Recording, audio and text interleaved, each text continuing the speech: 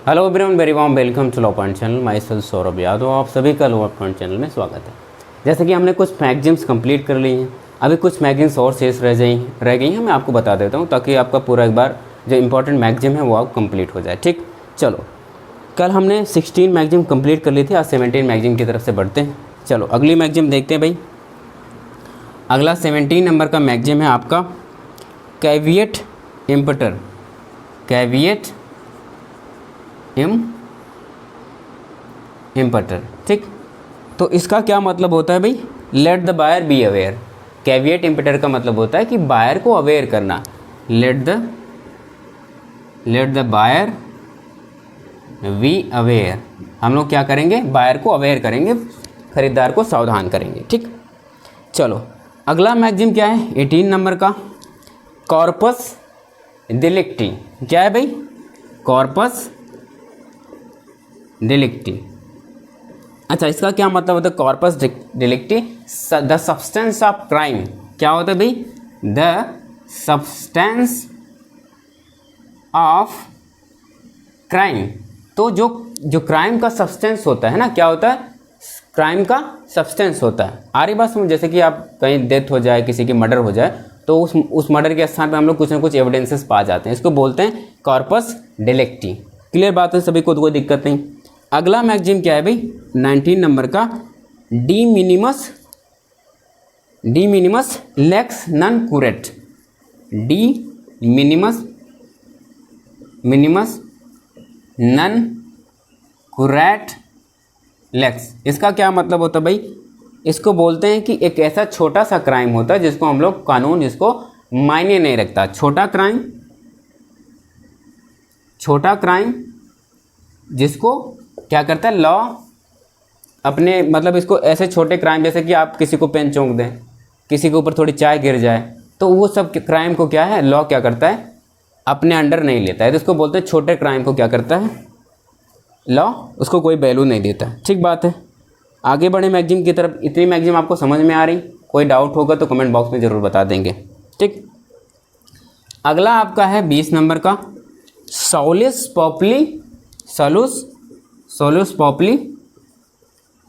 पॉपुली सुप्रीमा lakes. ठीक, मतलब welfare of the people का क्या होता है? इसका मैगजीम का मतलब होता है वेलफेयर ऑफ द पीपल। क्या होता है? वेलफेयर ऑफ पीपल, लोगों की भलाई। ठीक बात है, इसको बोलते हैं वेलफेयर ऑफ पीपल। ठीक, स्टेयर डिसीसी। अगला है 21 नंबर का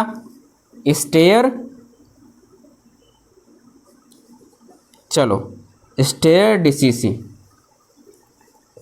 ठीक, इसको बोलते हैं भाई कि द प्रिंसिपल, आप देखो घूरने का सिद्धांत, इसको बोलते हैं घूरने का सिद्धांत। लेकिन इसका मतलब स्टेयर डिसीसी का मतलब होता है जो डिसीजन ऑफ कोर्ट्स होते हैं, कोर्ट का डिसीजन जो होता है उसको हम लोग बोलते हैं स्टेयर ऑफ डिसीजी, कोर्ट का डिसीजन। ठीक, कोर्ट का डिसीजन। ठीक बात है। आ जाओ भाई 22 नंबर का उबिजस इबी रेमेडियम। जहाँ भाई जहाँ अधिकार है वही उपचार है। उबिजस इबी रेमेडियम का मतलब है कि where there is a right there is a remedy. जहाँ आपको राइट है वहाँ रेमेडी, उसी का मतलब होता है उबिजस इबी रेमेडियम। हम लोग क्या बोलते हैं? उबिजस इबी रेमेडियम। ठीक, जहाँ अधिकार वहाँ क्या होता है भाई आपको? वहाँ आपको राइट होता है। ठीक, उल्टा हो गया, जहाँ राइट होता है वहाँ अधिकार होता है। ठीक, उबिजस इबी रेमेडियम। आ जाओ भाई, अगला है लोकस स्टैंडी। 23 नंबर का है लोकस स्टैंडी में हम लोग बात करें तो right to be heard in a court. आ रही बात समझ में? राइट टू हियर, ये क्या है? Right to hear in the court में आपको सुनने का अधिकार। ठीक बात है। आगे चलो, आगे है नेमो डेबिट एक्स जुडेक्स इन प्रोपिया सुआ कौजा। ठीक बात है। इसका देखो मैगजीम क्या मतलब होता है। 24 नंबर का देखो कि नो मैन कैन बी जज इन ओन केस। इसका मतलब है नेमो डेबिट इसे जुडेक्स इन प्रोपिया असुआ काउजा। ठीक, इसका मतलब होता है कि नो मैन कैन बी जज इन ओन केस, वो अपने केस में जज नहीं हो सकता है। ठीक बात है। आ जाओ भाई 25 नंबर पर चलते हैं। कोई भी व्यक्ति क्या हो सकता है, अपने ही केस में जज नहीं होता। अगला भाई क्या है जरा देखो, अगला है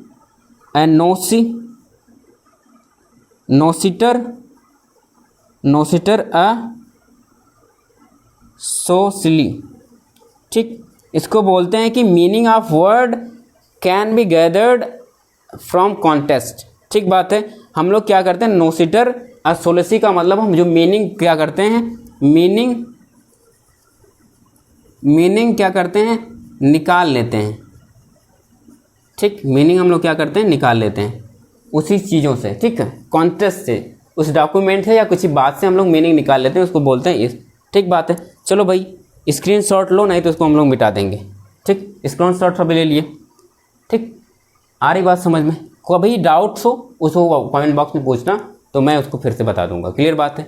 तो ठीक बात है, इसको नोट डाउन कर लो, आगे चलते हैं।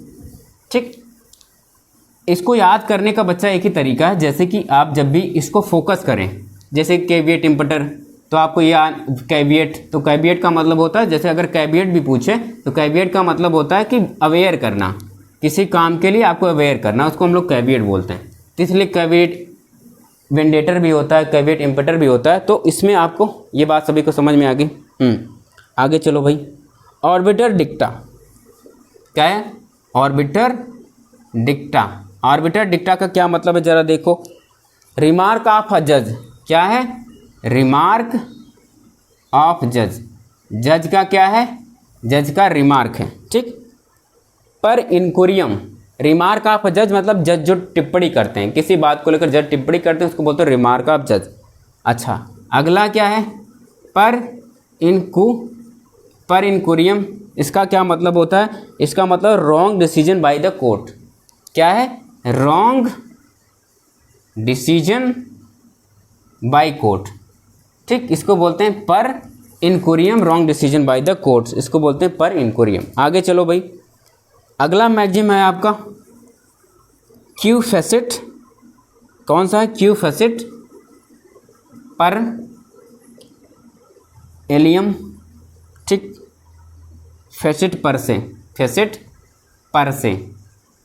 ठीक, इसका क्या मतलब होता है कि he who acts through another is deemed to act his person. जैसे कि क्यू फेसिट पर एलियम का क्या मतलब है, जैसे कि एक व्यक्ति होता है जो दूसरे से काम करवाता है, तो लॉ ऐसा मानता है कि आप दूसरे से काम करवाते हैं तो आपको ही माना जाएगा, भले ही वो दूसरे, जैसे कि आप सर्वेंट से काम करवाएं तो प्रिंसिपल लायबल होता है ना, पढ़ा है आपने सर्वेंट प्रिंसिपल का रिलेशन।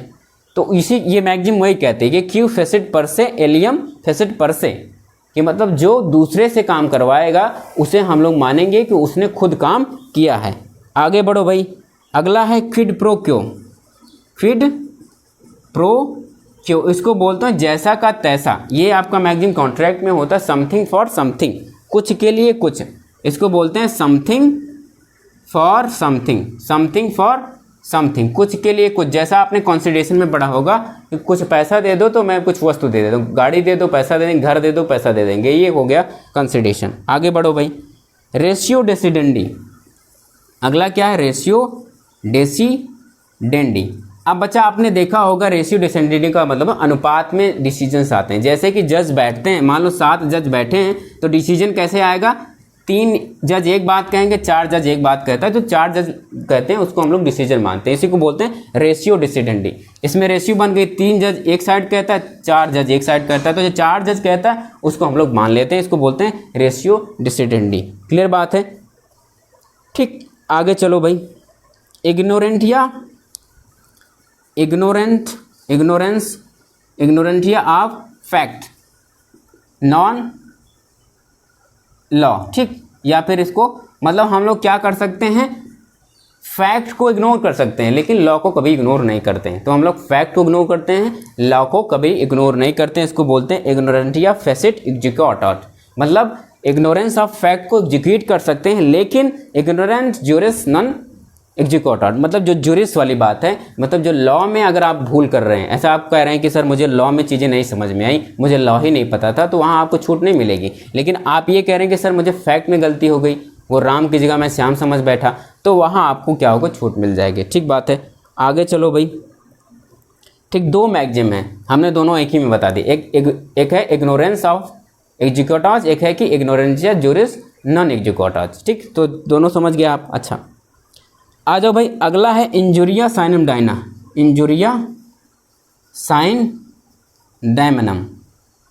ठीक, आ रही बात समझ में, legal injury without actual damage.